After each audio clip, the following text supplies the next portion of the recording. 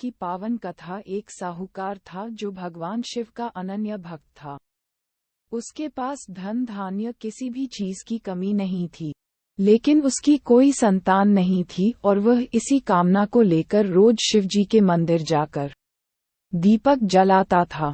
उसके इस भक्तिभाव को देखकर एक दिन माता पार्वती ने शिवजी से कहा कि प्रभु, ये साहूकार आपका अनन्य भक्त है, इसको किसी बात का कष्ट है तो आपको उसे अवश्य दूर करना चाहिए।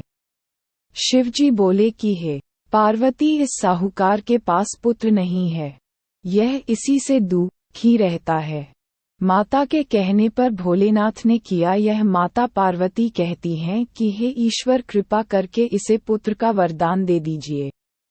तब भोलेनाथ ने कहा कि हे पार्वती, साहूकार के भाग्य में पुत्र का योग नहीं है। ऐसे में अगर इसे पुत्र प्राप्ति का वरदान मिल भी गया तो वह केवल 12 वर्ष की आयु तक ही जीवित रहेगा। ये सुनने के बाद भी माता पार्वती ने कहा कि हे प्रभु, आपको इस साहूकार को पुत्र का वर देना ही होगा, अन्यथा भक्त क्यों आपकी सेवा पूजा करेंगे। माता के बार बार कहने से भोलेनाथ ने साहूकार को पुत्र का वरदान दिया, लेकिन ये भी कहा कि वह केवल 12 वर्ष तक ही जीवित रहेगा। साहूकार यह सारी बातें सुन रहा था, इसलिए उसे न तो खुशी हुई और न ही दुख।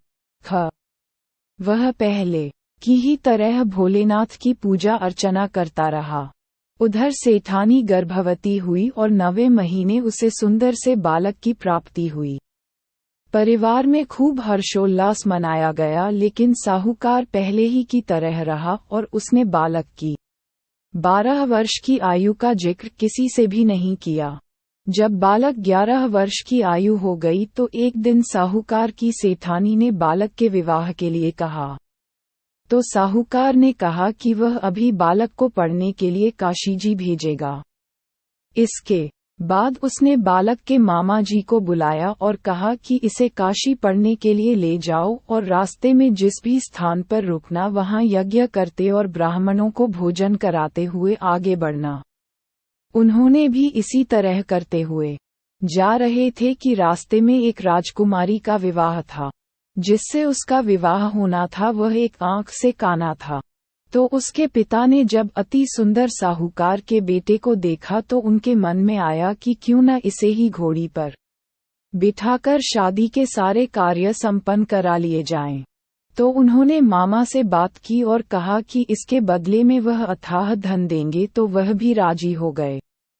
साहूकार के बेटे का विवाह। इसके बाद साहूकार का बेटा विवाह की बेदी पर बैठा और जब विवाह कार्य संपन्न हो गए तो जाने से पहले उसने राजकुमारी की चुंदरी के पल्ले पर लिखा कि तेरा विवाह तो मेरे साथ हुआ, लेकिन जिस राजकुमार के साथ भेजेंगे वह तो एक आंख का काना है। इसके बाद वह अपने मामा के साथ काशी के लिए चला गया। उधर जब राजकुमार ने अपनी चुनरी पर ये लिखा हुआ पाया तो उसने राजकुमार के साथ जाने से मना कर दिया। तो राजा ने भी अपनी पुत्री को बारात के साथ विदा नहीं किया। बारात वापस लौट गई। उधर मामा और भांजे काशी जी पहुंच गए थे। जब निकल गए भांजे के प्राण। एक दिन जब मामा ने यज्ञ रचा रखा था और भांजा बहुत देर तक बाहर नहीं आया तो मामा ने अंदर जाकर देखा तो भांजे के प्राण निकल चुके थे। वह बहुत परेशान हुए, लेकिन सोचा कि अभी रोना पीटना मचाया तो ब्राह्मण चले जाएंगे और यज्ञ का कार्य अधूरा रह जाएगा। जब यज्ञ संपन्न हुआ तो मामा ने रोना पीटना शुरू किया। उसी समय शिव पार्वती उधर से जा रहे थे तो माता पार्वती ने शिवजी से पूछा, हे प्रभु, ये कौन रो रहा है। तभी उन्हें पता चलता है कि यह तो भोलेनाथ के आशीर्वाद से जन्मा साहूकार का पुत्र है। मां पार्वती के कहने पर भोले ने दिया जीवनदान। तब माता पार्वती कहती हैं कि हे स्वामी, इसे जीवित कर दें, अन्यथा रोते रोते इसके माता पिता के प्राण निकल जाएंगे। तब भोलेनाथ ने कहा कि हे पार्वती, इसकी आयु इतनी ही थी सो वह भोग चुका। लेकिन मां के बार बार आग्रह करने पर भोलेनाथ ने उसे जीवित कर दिया। लड़का ओम नमः शिवाय करते हुए जी उठा और मामा भांजे दोनों ने ईश्वर को धन्यवाद दिया और अपनी नगरी की ओर लौटे। रास्ते में वही नगर पड़ा और राजकुमारी ने उन्हें पहचान लिया। तब राजा ने राजकुमारी को साहूकार के बेटे के साथ बहुत सारे धन धान्य के साथ विदा किया। और ऐसी हुई शिव शंभू की कृपा। उधर साहूकार और उसकी पत्नी छत पर बैठे थे। उन्होंने ये प्रण कर रखा था कि यदि उनका पुत्र सकुशल न लौटा तो वह छत से कूदकर अपने प्राण त्याग देंगे।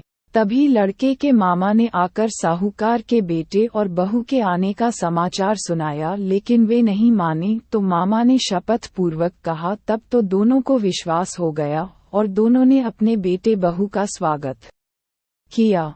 उसी रात साहूकार को स्वप्न में शिवजी ने दर्शन दिया और कहा कि तुम्हारे पूजन से मैं प्रसन्न हुआ। इसी प्रकार जो भी व्यक्ति इस कथा को पढ़ेगा या सुनेगा उसके समस्त दुख दूर हो जाएंगे और मनोवांछित सभी कामनाओं की पूर्ति होगी।